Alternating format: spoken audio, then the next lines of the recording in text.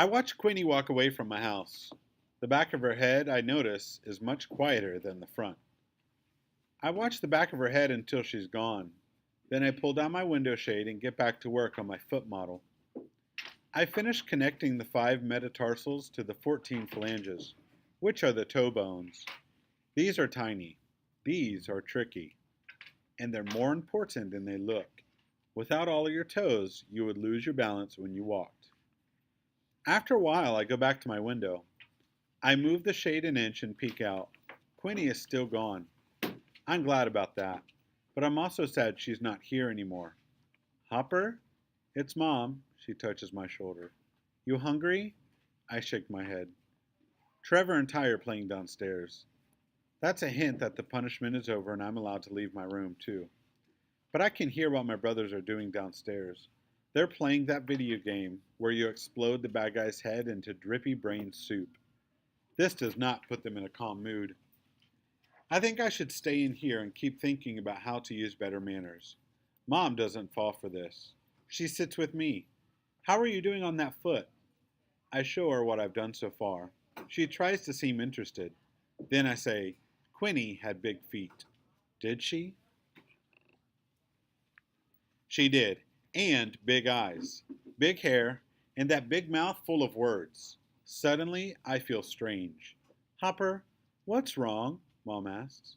Something, but I don't know how to say it in sentences. Well, guess what, sweetie? Grandpa Gooley called to say he's going for a late swim tonight. Why don't you join him? Grandpa Gooley comes over and we ride our bikes to the town pool. Just the two of us. The only other person in the pool is my neighbor, Mrs. Porridge. She's got on a swim cap that looks like bright parrot feathers, and she's doing the side stroke. I wave. She waves back. The good thing about Mrs. Porridge is she doesn't expect me to act louder than I really am. I like the pool at night when it's not crowded. I like swimming long and fast, which is called swimming laps. Tonight, I can swim laps without Trevor pulling my foot or Ty kicking my head. I dive in. I hold my breath and I swim underwater almost the whole way to the other end of the pool. Underwater is my second favorite place in the world. When I'm swimming, I forget about stuff that's bugging me. But when I'm done swimming, I remember it again. Hopper, is everything okay? Asks Grandpa Gooley as we dry ourselves off. I don't know, so I don't answer. I'm glad it's getting dark out so he can't see my face, which feels all hot all of a sudden.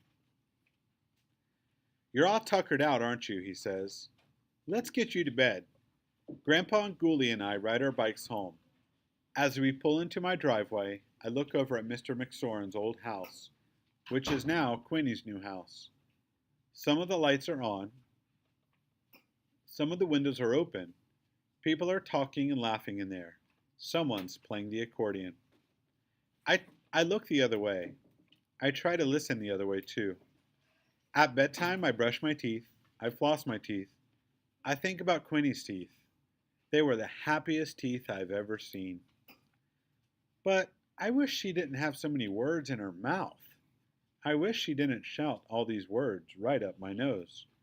I wish I had another chance to be her friend.